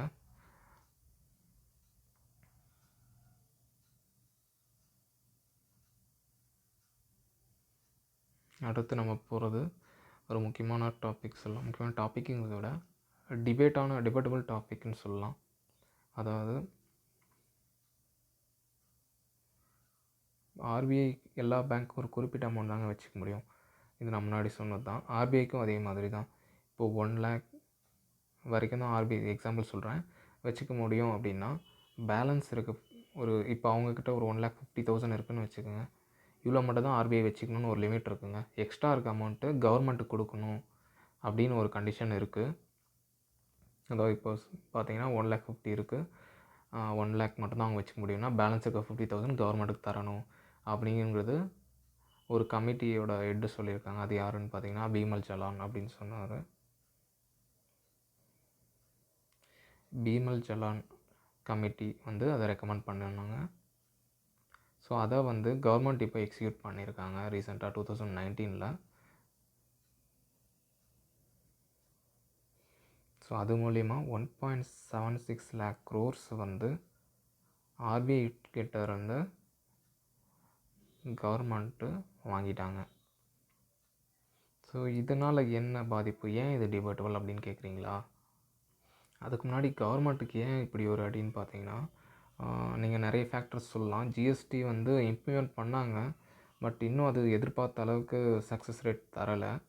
ஸோ கவர்மெண்ட் நிறைய ஸ்டேட்ஸுக்கு அமௌண்ட்டு தர வேண்டியிருக்கு. ஸோ அது பெரிய பிரச்சனை இருக்குது. ப்ளஸ் டிமானிட்டேஷனோட எஃபெக்டும் இருக்குது. ஸோ கவர்மெண்ட் கிட்ட முன்னாடி இருந்ததை விட காசு மணி ரொம்ப கம்மி. ஸோ அதனால் இப்போ அவங்க என்னென்ன வகையில் பணம் புரட்ட முடியும்னு பார்த்துட்டு இருக்கும்போது இது இதுக்கு அவங்களுக்கு தெரிஞ்ச ஒரு நல்ல வழி சொல்லலாம். இது முன்னாடி பண்ணியிருக்காங்க, பட் இவ்வளோ பெரிய அமௌண்ட் யாரும் பண்ணதில்லை. இது எப்படி வேணால் எடுத்துக்கலாங்க. ஆர்பிஐக்குன்னு ஒரு அட்டானமின்னு சொல்லுவாங்க, தனித்துவம் இருக்குது. அதில் கவர்மெண்ட் போய் கை வைக்கிற மாதிரி சொல்லலாம். இல்லை நீங்கள் பாசிட்டிவ் சைட்லேருந்து பார்த்தீங்கன்னா செக்ஷன் 7 அப்படின்னு ஒன்று இருக்குங்க ஆர்பிஐ ஆக்டில். அது என்ன சொல்லுது அப்படின்னா, சென்ட்ரல் கவர்மெண்ட் பப்ளிக் இன்ட்ரெஸ்ட்டில் ஆர்பிஐக்கு கமாண்ட்ஸ் கொடுக்கலாம் அப்படிங்கிறதாங்க. ஸோ இப்போ கவர்மெண்ட் என்ன சொல்கிறாங்க, நாங்கள் செக்ஷன் 7 வச்சு நாங்கள் இன்வோக் பண்ணி சொல்கிறோம். நீங்கள் இருக்க எக்ஸ்ட்ரா அமௌண்ட் இருக்குது பார்த்தீங்களா, நீங்கள் 1,50,000 வச்சுருக்கீங்க, ஆனால் உங்கள் கெப்பாசிட்டி 1 lakh தான். 50,000 நீங்கள் எங்களுக்கு கொடுங்க, நாங்கள் அதை மக்களுக்கு எல்லாம் கொண்டு போய் சேர்க்குறோம் அப்படின்ற மாதிரி சொல்கிறாங்க. ஒரு சோஷியல்ஸ், அதாவது எஜுகேஷனில் இன்வெஸ்ட் பண்ணுறது, ஹெல்த்தில் இன்வெஸ்ட் பண்ணுறது, அந்த மாதிரி சொல்கிறாங்க. ஆனால் ஆர்பிஐ என்ன சொல்கிறாங்கன்னா, இது எங்களோட நாங்கள் கொடுக்குறது தான். ஆர்பிஐ கொடுக்கலன்னு இல்லைங்க, வருஷம் ஆர்பிஐ ஒரு குறிப்பிட்ட அமௌண்ட்டு கொடுக்குறாங்க.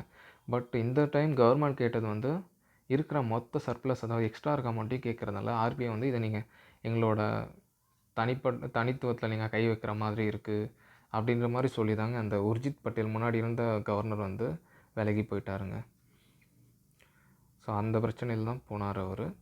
கவர்மெண்ட் சக்திகந்த தாஸ் அவர்களை அப்பாயிண்ட் பண்ணி ஸோ அந்த அமௌண்ட்டை திரும்ப எடுத்துட்டாங்க. 1.7 lakhs crore crores கவர்மெண்ட் கையில் வந்துருச்சு.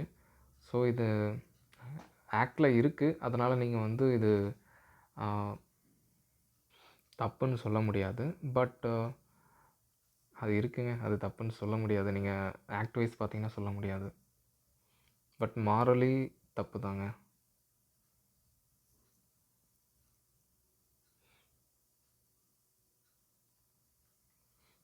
ஆர்பிஐட்ட எப்படி சர்ப்ளஸ்ன்னு கேட்குறீங்களா, எப்படி அதிகமான பணம்? இப்போ ஆர்பிஐட்ட பார்த்தீங்கன்னா கவர்மெண்ட் செக்யூரிட்டி இருக்குங்க. கவர்மெண்ட் செக்யூரிட்டி, ஈக்விட்டின்னு சொல்லக்கூடிய சில விஷயம் இருக்குது, ட்ரெஷரி பில்ஸ், அந்த மாதிரி நிறைய இருக்குது. இதோட வேல்யூலாம் சேர்த்து தான் எக்ஸ்ட்ரா இருக்குது அந்த 1.76 lakh crore. இந்த வேல்யூ தான், இந்த அமௌண்ட்டு தான் ட்ரான்ஸ்ஃபர் பண்ணியிருக்காங்க. இதில் நீங்கள் நோட் பண்ண வேண்டிய விஷயம் என்னென்னா, ஃபாரெக்ஸ் இருக்குல்லங்க, அதில் இருக்க அமௌண்ட்டை வச்சு கவர்மெண்ட்டுக்கு கொடுக்கக்கூடாது. இப்போ பார்த்தீங்கன்னா இப்போ $20 இருக்குது ஆர்பிஐட்ட. ஒரு டாலரோட மதிப்பு 70 ரூபான்னு வச்சுக்கோங்க. ஸோ இப்போது பார்த்தீங்கன்னா 1400ங்க. இதுதான் இருக்க வேல்யூ. இப்போ டாலரோட வேல்யூ உயருது அப்படின்னு பார்த்தீங்கன்னா, ஸோ இவங்ககிட்ட இருக்க $20 ரூ. 80 ஆகுதுன்னா 1600ங்க. இப்போ இந்த 200 லாபம் பார்த்தீங்களா, இந்த 200 லாபத்தை கவர்மெண்ட்டுக்கிட்ட ஆர்பிஐ கொடுக்கக்கூடாது அப்படின்ற ஒரு ப்ரொவிஷன் இருக்குது. இருங்க காட்டுறேன். இங்கே இருக்குது பாருங்கள். Panel recommended clear distinction between two components of economic capital, revaluation, volatile nature of revaluation reserves. So அதை கொடுக்கக்கூடாது. Revaluation balances are not distributable. இங்கே பாருங்கள், every year RBI transfer surplus amount to government. இது அண்டர் செக்ஷன் 47ன்றது என்னென்னு பார்த்தீங்கன்னா, section 7ன்றது government வந்து ஆர்பிஐ கமாண்ட் பண்ணுறது. 47ங்கிறது ஆர்பிஐ வந்து எக்ஸ்ட்ரா இருக்க அந்த சர்ப்ளஸ் அமௌண்ட் வந்து கவர்மெண்ட்டுக்கு கொடுக்குறதுங்க. அதாவது இவங்களுக்கு இருக்கக்கூடிய அந்த டெப்ஸு அதெல்லாம் போக எவ்வளோ அமௌண்ட் இந்த ஸ்டாஃப்க்கு பே பண்ண வேண்டியது இதெல்லாம் போக எவ்வளோ இருக்கோ அதை வந்து கொடுப்பாங்க.